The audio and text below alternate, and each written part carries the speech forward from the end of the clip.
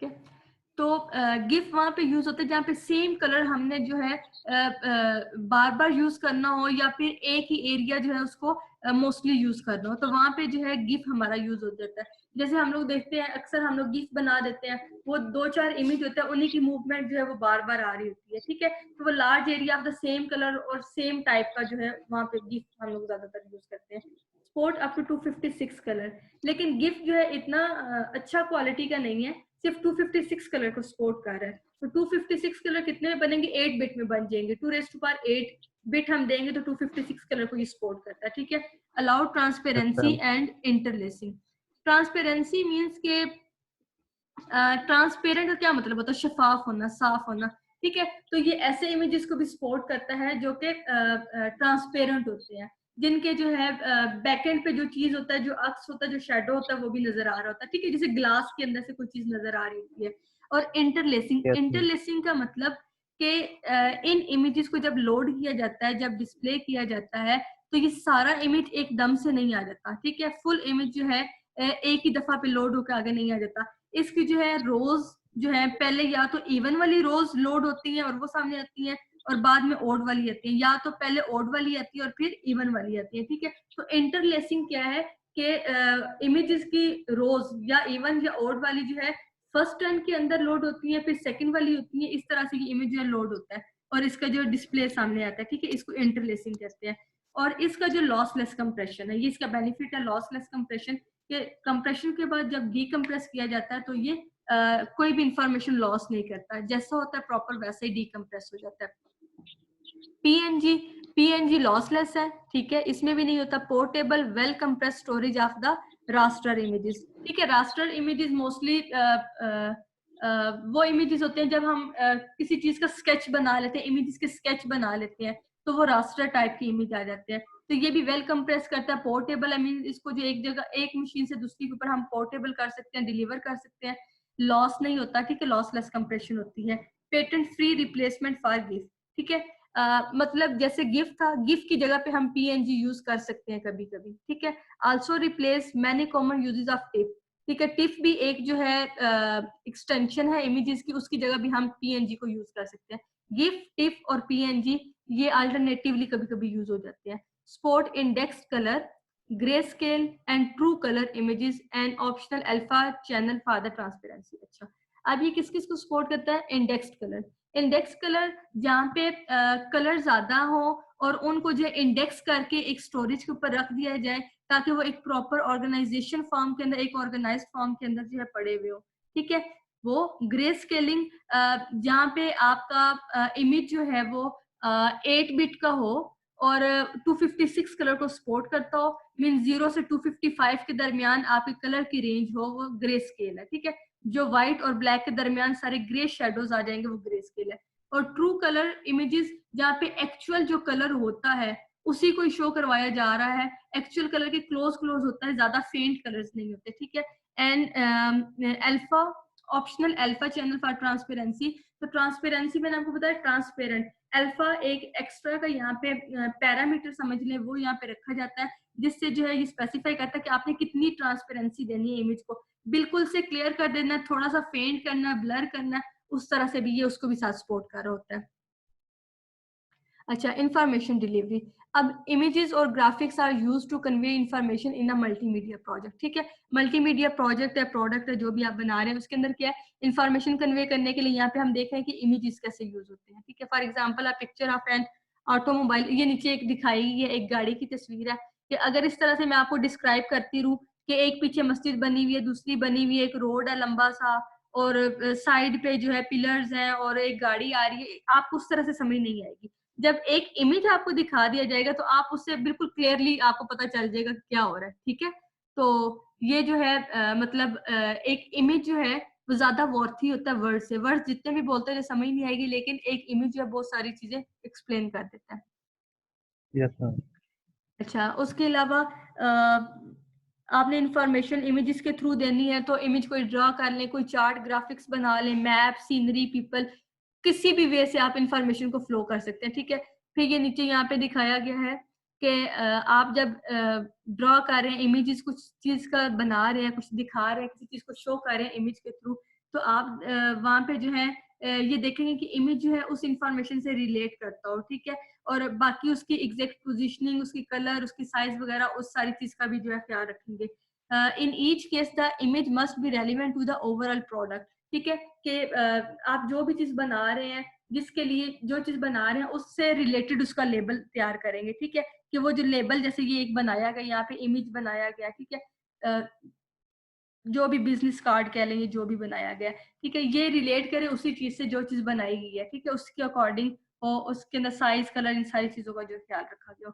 बस ये वाला खत्म हो गया, आगे नए वाला स्टार्ट करते हैं। अच्छा, ये चैप्टर 4 आ गया हमारे पास, साउंड।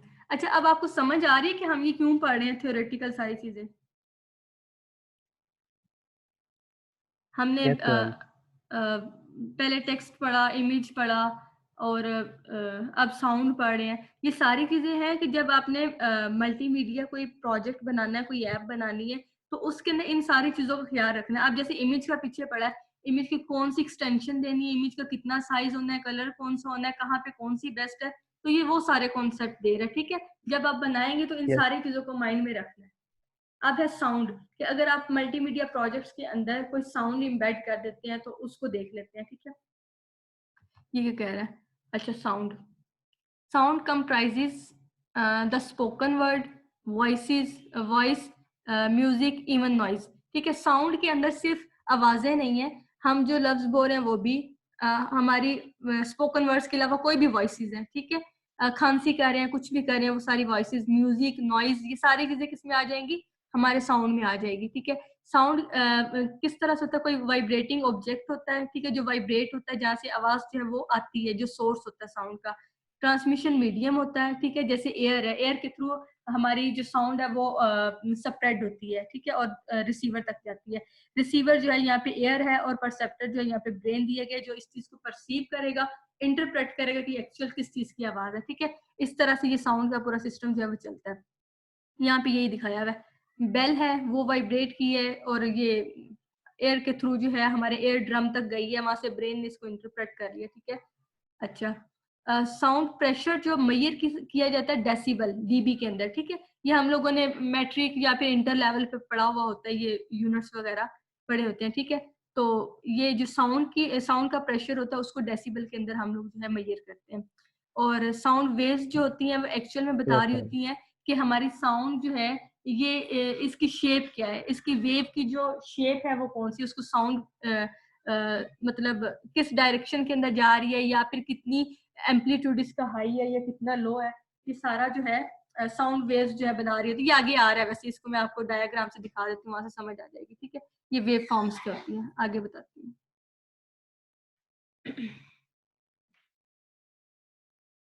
अच्छा, अब ये डेसिबल का टेबल यहाँ पे दिखाया गया है। ये टेबल क्या शो कर रहा है? ये बता रहा है कि किस साउंड की जो है डेसिबल के अंदर कितनी मैयर होती है। कि अगर एक रेन ड्रॉप है, एक बारिश का कतरा है, तो ये 40 डेसिबल तक होगा। अच्छा, हमारी जो हेयरिंग हेयरिंग कैपेसिटी है वो कितनी होती है, पता है किसी को?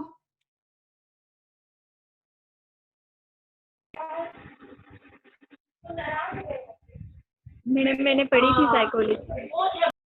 भूल गई, याद है? 20 से लेके आई थिंक 50 आगे शायद कुछ होता है इसका।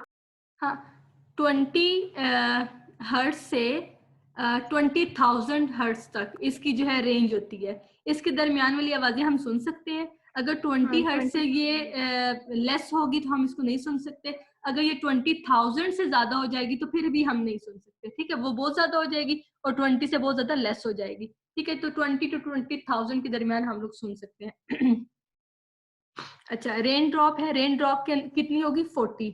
नॉर्मल कोई कन्वर्सेशन हो रही है उसकी 60 तक होगी, ठीक है। कोई बस ट्रैफिक सिटी बताई हुई है 85। तो इसी तरह से चलती चलती सारी बताई। कोई गन शूट कर रहा है तो उसकी 140 तक होगी, ठीक है। तो ये डिफरेंट बताई हुई है कि किस साउंड की कितनी जो है वो होगी। अच्छा, अब ये वेव फॉर्म जो है उनको बताया गया कि वेव फॉर्म जो है वो क्या होती है।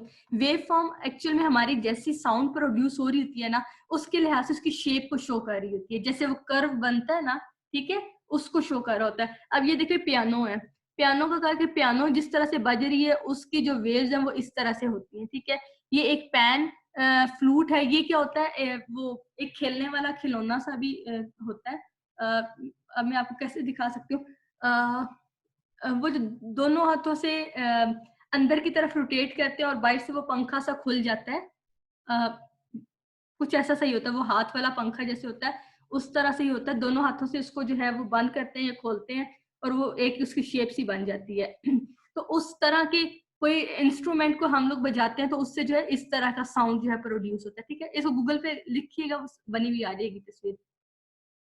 अच्छा, ये स्नेयर ड्रम है, ये वो ड्रम होते हैं जो 2 स्टिक्स के साथ बजते हैं, ऊपर से ही बजते हैं, ठीक है। ये कोक स्टूडियो वगैरह में मोस्टली वो वाले पड़े हुए होते हैं, तो उसकी साउंड किस तरह से प्रोड्यूस होती है वो ये वाली होती है, ठीक है। तो यहाँ पे बताया हुआ है, वेव फॉर्म बताई हुई है कि किस चीज की किस टाइप की जो है वो वेव बन रही होती है। अच्छा, साउंड। अब साउंड जो 2 तरह की होती है, प्लेजेंट और नॉइजी। प्लेजेंट कैसी होती है, खुशगवार, अच्छी वाली। अब pleasant sound has a regular wave pattern, इसका क्या रेगुलर एक वेव पैटर्न होता है। This pattern is repeat over and over, ठीक है। ये देखिए एक पैटर्न बना हुआ है, इसी पैटर्न को थोड़ा बहुत चेंज कर रहा है लेकिन इसी पैटर्न को जो है वो यूज कर रहा है, ठीक है। तो ये प्लेजेंट सी है।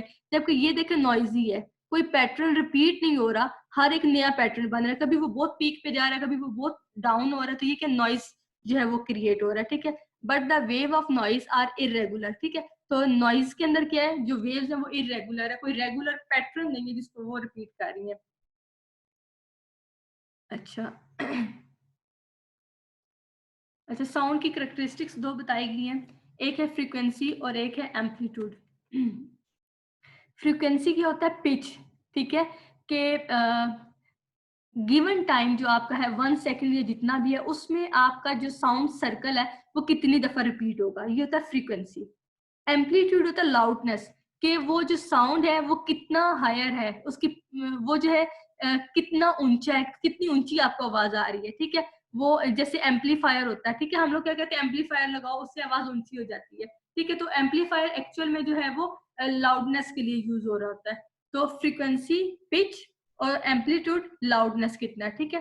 ये देखिए नीचे दिखाया गया, एम्पलीट्यूड जो है ये शो कर रहा है कि आपका साउंड का वेव जो है कितना हायर जा रहा है, ठीक है। और फ्रीक्वेंसी होगा कि ये वाला जो सर्कल है ये कितनी दफा रिपीट हो रहा है with in a given time. ये आगे आ रहा है, मैं आपको बताती हूँ। फ्रीक्वेंसी आ गया, ठीक है। Frequency is a measure of how many vibrations occur in 1 second, ठीक है, कि 1 सेकंड के अंदर कितनी साउंड वाइब्रेशंस जो है वो अकर हो रही है, क्रिएट हो रही है, ये फ्रीक्वेंसी है।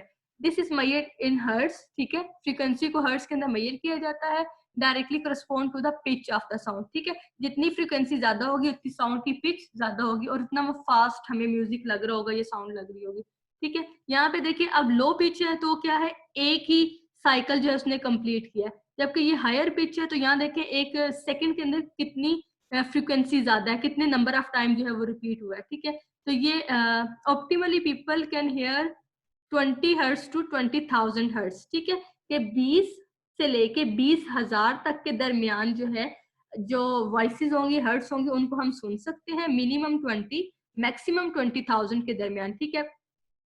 बिलो 20 जो होंगे वो इंफ्रासोनिक होंगे जिनको हम नहीं सुन सकते, और अबव 20 किलो हर्ट्ज जो होंगे वो अल्ट्रासाउंड होंगे जिनको हम नहीं सुन सकते क्योंकि वो बहुत ऊंची आवाजें होती हैं, लाउड होती है, ठीक है। तो ये जो के यहाँ पे है ये के 1000 को शो कर रहा है, ठीक है, 20,000, 20,000, 20K को शो कर रहा है। Amplitude, amplitude is the maximum displacement of the wave from the equilibrium position। अब एम्पलीट्यूड मैम क्या कह रहे हैं जी, आपको मैसेज किया, एक बार पढ़ लें। इधर की है चैट में, एक मिनट में देख लेती हूँ। Yes ma'am.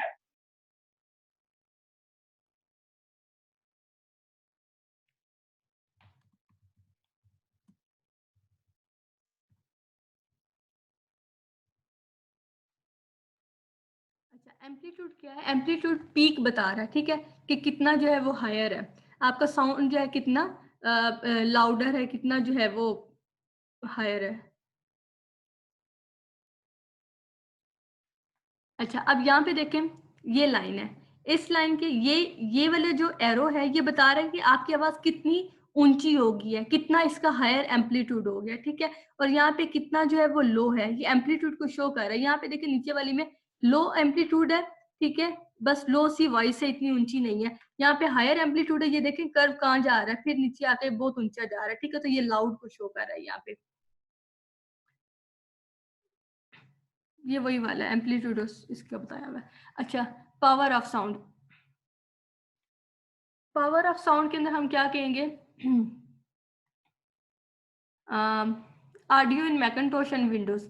यहाँ पे बताया हुआ है ये जो डिफरेंट साउंड है उसके बारे में डिफरेंट प्लेटफॉर्म के ऊपर। Both Macintosh and window PC platform have the default sound system. वो कह रहे हैं कि विंडोज और मैकिन्टोश या इसके अलावा बाकी भी जितने सिस्टम होते हैं प्लेटफॉर्म मैक वगैरह, ठीक है, उनके ऊपर कुछ बाय डिफॉल्ट पहले से साउंड जो है वो रिकॉर्डेड पड़े हुए होते हैं, ठीक है। हम जब विंडोज इंस्टॉल करते हैं तो हम देखते हैं हमारे डॉक्यूमेंट के अंदर ऑडियो या फिर वीडियोस या इमेजेस, इनके अंदर पहले से कुछ चीजें होती हैं, ठीक है। तो जो ऑडियोज के अंदर साउंड पड़े हुए होते हैं पहले से, ये उनकी बात कर रहे हैं, तो पहले से कुछ डिफॉल्ट वहां पे पड़े हुए होते हैं। मैकिन्टोश पे जो पड़े होते हैं उनके ये वाले नाम है, और विंडोज में जो पड़े होते हैं वो ये वाले हैं, ठीक है। आप अभी भी देख लेंगे कि आपकी विंडो के डॉक्यूमेंट के अंदर ऑडियोज के अंदर जो है वो कुछ साउंड्स जो पड़े होंगे डॉट वेव की फॉर्म से, डॉट वेव की एक्सटेंशन से, ठीक है। ये ऑडियो के लिए एक एक्सटेंशन यूज होती है। बेसिक रिकॉर्डिंग सॉफ्टवेयर है, वो कौन कौन से हैं वो देख लेते हैं, यहाँ पे आगे बताए होंगे। एक ये ऑडियो रिकॉर्डिंग सॉफ्टवेयर यहाँ पे बताया हुआ है। Both Macintosh and window PC platform have the default sound, ठीक है, उसी पुरानी वाली की बात की हुई है। उसके अलावा कुछ एप्लीकेशन है जिनके थ्रू हम लोग इनको रिकॉर्ड करके रख लेते हैं, ठीक है। वो रिकॉर्डिंग के लिए हम क्या कर सकते हैं, अपनी आवाजें रिकॉर्ड कर सकती हैं, कोई पहले से पड़ी हुई उनको मिक्सअप कर सकते हैं, ऐड कर सकते हैं, उनमें से कोई साउंड निकाल सकते हैं, ऐड कर सकते हैं। मतलब इस तरह के डिफरेंट टास्क जो है हम अपनी जो वॉइसेस है उनके ऊपर दे सकते हैं, ठीक है। और ये सारे काम किसके थ्रू होते हैं, सॉफ्टवेयर के थ्रू, ठीक है। कोई भी आपने ऑडियो एडिटिंग सॉफ्टवेयर लगा लिया, उसके अंदर आपने कोई साउंड है उसके अंदर कोई और साउंड ऐड कर दिए, कुछ उसमें से रिमूव कर दिए, कोई इफेक्ट्स डाल दिए, ठीक है, कोई ट्रांजिशन दे दिए, इस तरह से ये बता रहे हैं। जैसे हम लोग एडिटिंग इमेजेस की करते हैं इसी तरह से साउंड की भी करते हैं। ये यहाँ पे रिकॉर्डर का बताया कि आप पीसी के ऊपर रिकॉर्डर किस तरह से निकाल सकते हैं। प्रोग्राम्स में जाएं, एसेसरीज में जाएं, एंटरटेनमेंट में जाएं, वहाँ पे साउंड रिकॉर्डर है, इसको चला के अपनी रिकॉर्डिंग कर लें, ठीक है। ये भी बताया है किस किस तरह से उसको चलाना है और रिकॉर्ड करनी है। अच्छा, एनालॉग टू डिजिटल ऑडियो, ठीक है। अब एनालॉग क्या होता है और डिजिटल क्या होता है। एनालॉग जो है किसी को है आइडिया एनालॉग और डिजिटल का? मैम एनालॉग जो होते हैं वो ऑडियो हमारी वेव फॉर्म में होती है, वो डिजिटल हमारे नंबरिंग फॉर्म में होती है। और डिजिटल?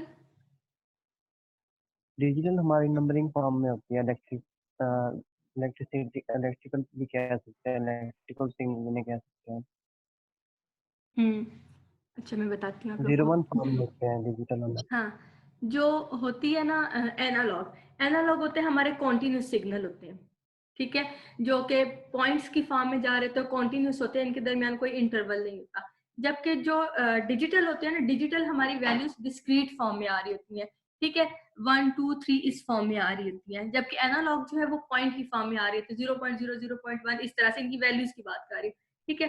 तो कॉन्टिन्यूस जो हमारा सिग्नल होगा वो हमारा एनालॉग होगा, और जो हमारा डिजिटल होगा वो जिसके अंदर थोड़ा सा इंटरवल आ जाएगा वो वाले हो जाएंगे, या फिर जो कॉन्टिन्यूस फॉर्म में नहीं होंगे वो वाले आ जाएंगे, ठीक है। ये आगे सिग्नल है, मैं आपको दिखाती हूँ। ओहो, टाइम आउट। आप लोग हैं अभी यहाँ पे? टाइम तो नहीं आउट हुआ मीटिंग का? आप लोग सुन रहे हैं? नो मैम, टाइम आउट नहीं होगी तो। अच्छा, ये मेरे पास आ रहा है, ठीक है। The name for an electronic signal that carries its information of sound as continuous fluctuating voltage wave, ठीक है, कि कॉन्टिन्यूस सिग्नल की वेव फॉर्म के अंदर जो आपके पास वॉइस आएगी वो आपका एनालॉग ऑडियो होगा, ठीक है।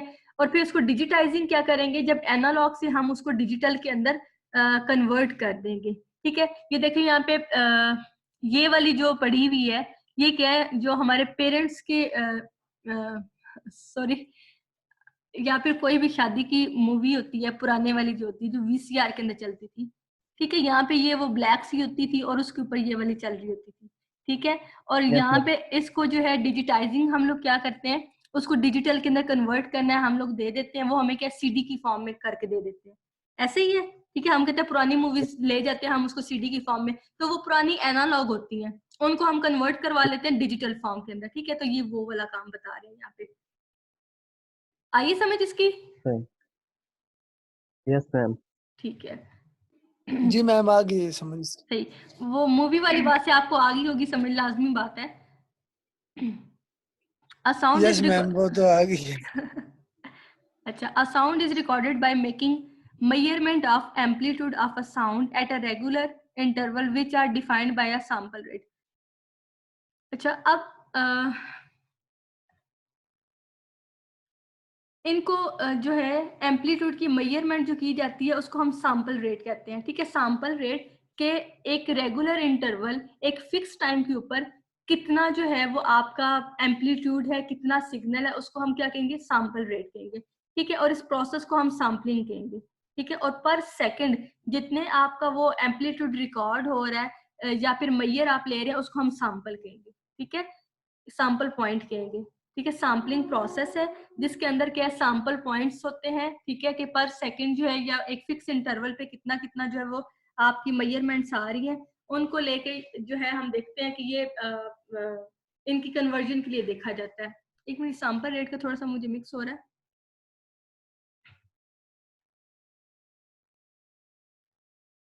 हाँ, ये आगे आ रहा है सैंपल रेट, ठीक है। फिर मैं आपको यहाँ से बताती हूँ सही तरह, यहाँ पे इतना अच्छा नहीं लिखा हुआ।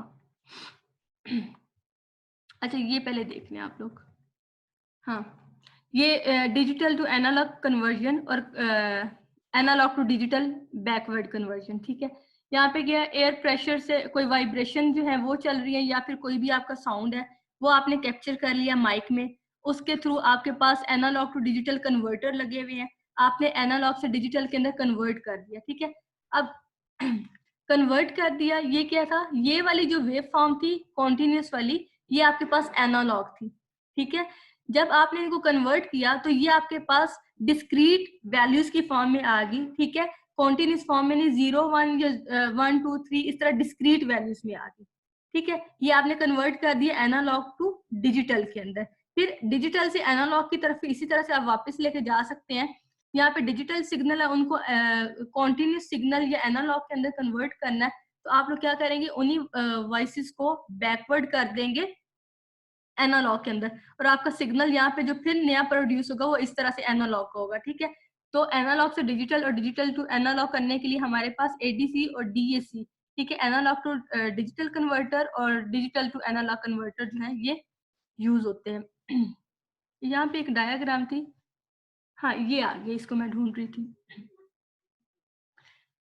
आपके पास जो इस तरह से कॉन्टिन्यूस फॉर्म के अंदर सिग्नल आएगा ना, ये वाला जो यहाँ पे मैं आपको बता रही थी, ठीक है, ये जो कॉन्टिन्यूस चल रहे हैं ये आपके पास एनालॉग है, और ये वाले जो इस तरह से आएंगे ना, ठीक है, ये वाला डिस्क्रीट को शो कर रहा है, ठीक है, ये डिस्क्रीट वैल्यू को शो कर रहा है यहाँ पे, जो कि डिजिटल होगा, ठीक है, जो कि कॉन्टिन्यूस फॉर्म में नहीं है, जो कि ऐसे कट फॉर्म में है, डिस्क्रीट वैल्यूज की फॉर्म में, ये वाला डिस्क्रीट होगा सिग्नल आपका डिजिटल, ठीक है।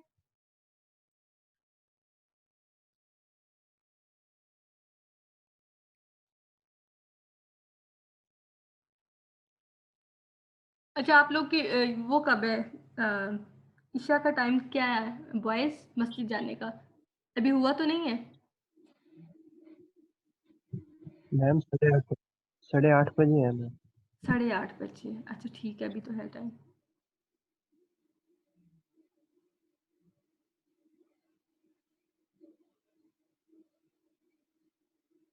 अच्छा, recording audio files on the PC.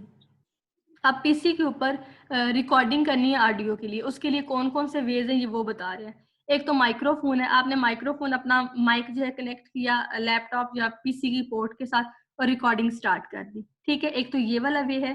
Connect microphone to the microphone port and record using sound recorder. ठीक है, पोर्ट के अंदर लगाया और उसको जो है रिकॉर्डिंग करनी आपने स्टार्ट कर दी। दूसरा है CD रोम ड्राइव। इसमें क्या है, move music files from the CD to hard disk. आप CD लाए, आपने लगाई अपने लैपटॉप में, वहां से कॉपी कर ली फाइल, अपने सिस्टम फाइल को अपने सिस्टम के ऊपर रख लिया। ठीक है, एक ये वे है इसको जो है रिकॉर्ड करने का। Play the CD and then record using the sound recorder. या तो CD के ऊपर जो भी म्यूजिक वगैरह है उसको कॉपी कर लिया, या फिर ये CD लगा के उसके ऊपर आपने खुद से रिकॉर्ड कर लिया। ठीक है, रिकॉर्डर लगा के कोई चीज, या खुद अपना खुद से बोल के रिकॉर्डिंग कर ली। ठीक है, रिकॉर्डिंग के वेज बताए हुए हैं कि डायरेक्ट माइक लगा के रिकॉर्डिंग कर लें या CD लगा के कर लें, जैसे भी आपकी मर्जी है। लाइन इन पोर्ट्स के थ्रू कर लें। Pressing play on the audio source which is connected to the computer audio line in socket, record using the sound recorder. ये क्या कह रहा है, एक ऑडियो सोर्स है जिसके ऊपर कोई आपका म्यूजिक चल रहा है या कोई साउंड चल रही है, वो आपका ऑडियो सोर्स होगा। एक केबल की जो पिन जो है उधर लगी होगी, दूसरी जो है आपके सिस्टम के पीछे जो है ये सॉकेट्स होती हैं लाइन इन। ठीक है, स्पेसिफिकली इनके लिए होती है। ये देखिए यहाँ पे शो की जा रही है ये वाली।